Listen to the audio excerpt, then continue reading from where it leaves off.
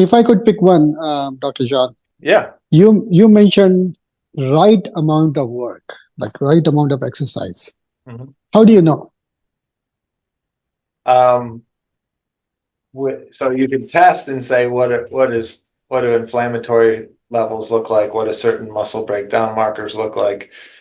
So there's always testing you can do. But if you're just going by you don't have blood draws, then recovery. So you do a workout and you have the natural delayed onset muscle soreness the next day or two, and then it goes away. Okay, that's just coming because I did a good job, or I worked a new body part that I haven't worked in a while, or I worked it harder than I usually do. But you recover fine. And your sleep's good, and you're waking feeling rested, and you still have a desire to work out tomorrow. If you're working out too hard, you might wake up not feeling rested. You're more sore for more days. Maybe you're injuring yourself. You have less of a drive to go back to the gym. Um, you could go all the way to a thing called rhabdomyolysis, which is so much muscle breakdown that it actually could kill you because it could clog up your kidneys. So that could come with bruising and inability to straighten your arm or appendage that you worked out or whatever. So those are things signs and symptoms you could look for just, laying there in bed. And then if you have devices, a lot of the devices nowadays have heart rate variability on them, or HRV numbers, or recovery scores, and different things like that. So getting to know your device and know what your numbers are typically, following them daily. And then if you were to get to a point where you think you might be overtraining, you could compare your recovery scores, in the time interval that you think you've been overtraining compared to how they've been typically, and your HRV in the same way, and say, okay, I need to take a week off, or slow it down, or go light, or have a deload week, something like that. Yeah, makes a lot of sense. One more quick on that.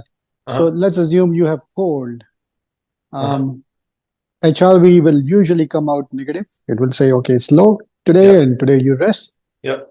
So does it logically make sense that if you have some symptom of cold and you exercise, there will be more cumulative effect of oxidative stress on the body because of these two?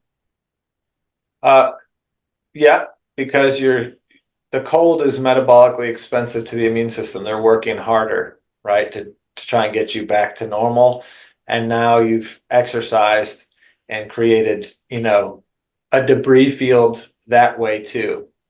So, right, because properly performed exercise, all exercise is breaking us down, but the point of exercise to get that hormetic effect, or that break you down to build you back stronger effect. And so breaking you down creates a debris field. You have broken down muscle there that needs to be healed and built back stronger. And so if you've already got the immune system dealing with the infection, and now you're providing this, hey, debris field to go clean this up too, um, that can be an issue, especially if say the infection is lasting for a long time and you continue to work out. So there's this concept that you've all probably had, that you might not have known like intuitively what it was, but when we're sick, we have what's called sickness behavior, which is really seen as an evolutionary adaptation by the body to slow us down so that we can heal faster from the infection. So the sickness behavior is like lethargy and malaise. So lethargy is I'm tired and fatigued and don't really want to do anything. Malaise is that feeling of just like I'm sick and kind of sore and achy. It's symptoms that will make me as a person like, I'm not feeling great today. I don't even want to go to the gym. I want to lay on the couch. I want to lay in bed. I want to drink water. Have chicken noodle soup or whatever your mom gave you. So if you're having those sickness behavior type symptoms and thoughts and feelings, then listen to that. The gym will be there tomorrow or the next day, and you'll be better to just recover now, kick the infection, and get back 100%. Makes a lot of sense. Thanks. Mm-hmm.